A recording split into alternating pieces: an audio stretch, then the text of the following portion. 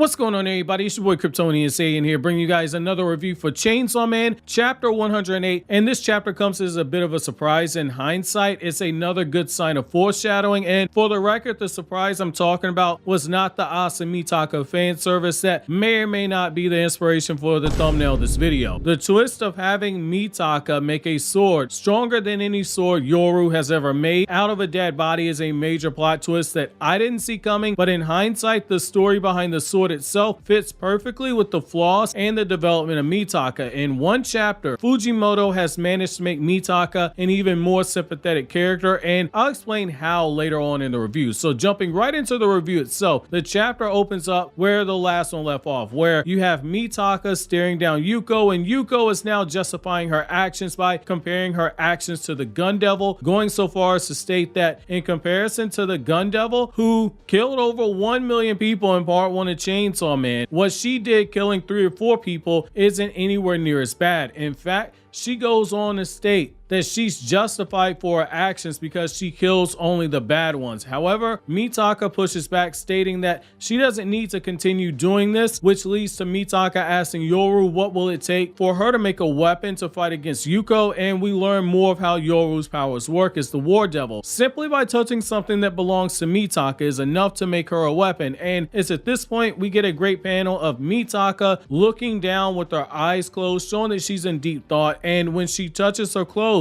we see her mouth drawn tightly together like she's hesitating, but the moment of hesitation isn't because she's afraid here, but instead she makes a sword out of the last uniform that her mother purchased for her before she died, something she has a strong emotional attachment to, and it's the last thing her mother gave to her before her death. However, when she rips off the uniform and transforms it into a sword, we get both a really good fan service panel that is probably going to get this video demonetized, and also one that works very well in terms of flow. We see on the far right panel in the spread that Mitaka is standing straight before she rips off her clothes, and then she hunches in a bit of an awkward position as she rips off the clothes, which are the last thing that her mother gave her, and then she's standing upright in a higher position holding that newfound sword. Now that Mitaka has gone through with making the sword, she knows she has no choice but to actually use it, but she still gives Yuko one more chance to back down, stating that she'll solve her problems herself without Yuko having to kill people. But if she has to end up killing Yuko in order to prevent further loss of life, then she'll absolutely do so. Yuko continues to talk to Mitaka and further show just how far gone she is, because she states that if she kills the bully, then all the bullies in the country be scared. And for a moment, it makes me appreciate how Fujimoto is writing this, because the rationale is so simple that only a child would ever think of it, and it's so simplistic, but it's also brilliant. But that also shows you how dangerous a child's mind can be due to how naive a child can be. She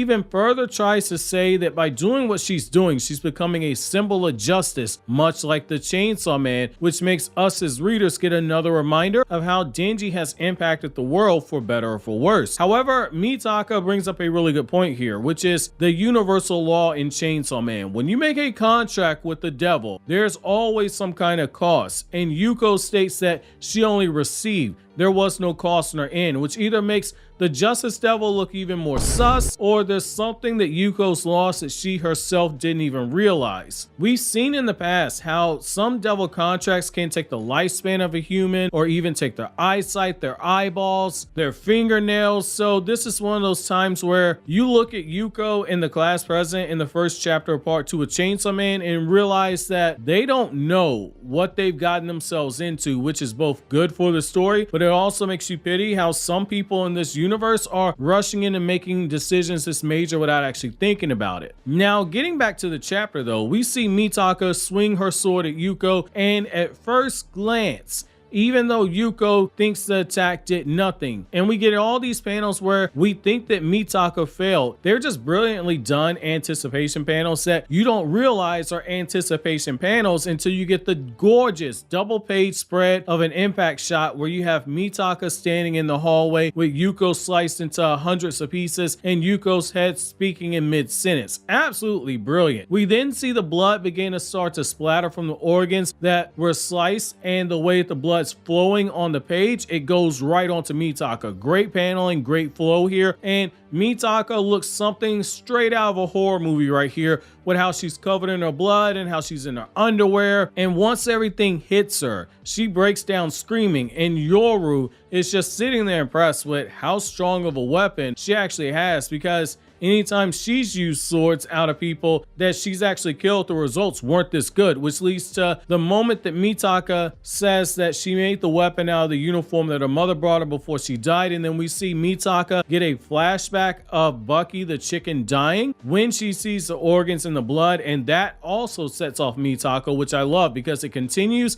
to add layers to Mitaka when we chart her growth and experiences from chapter 1 of part 2 of Chainsaw Man, where we first got introduced to her. We then see more heartstrings getting tugged when Mitaka begins to beg Yuko not to die, and as Yuko starts dying, we see what appears to be a student now showing up claiming that she can save Yuko and asks Mitaka if she wants Yuko to be saved, to which she says yes, and we have this student claim that Mitaka is her younger sister. But here's the thing. When Fujimoto shows the eyes of that student, this is what you have to pay attention to. The eyes are drawn in the same way that Makima's eyes were drawn, in the same way that Yoru's eyes were drawn, where we have the circles in the eyes. And that's also another red flag when you realize that Yoru is nowhere there when this conversation is going down, because this wasn't by mistake to not have Yoru shown. This very well could be one of the 4 horsemen of devils. Meanwhile, outside the school, the devil hunters have shown up and are ready to fight the devil that attacked the school. But unknown to them, Mitaka has already seemingly handled the problem, except we then see the Justice Devil pop up out the school, breaking everything in sight, and appears to be a giant size version of itself, which begs the question, what just happened here? Look, I'm gonna say it right now. I'm gonna go into detail. This smells like another one of the 4 horsemen of devils showing up here. That's the thing that's in my gut that's happening, and it makes the most sense because she called her younger sister, and it's always felt like the War Devil was the weaker out of all the 4 horsemen of devils. And if this is a female, God, that makes even more sense now,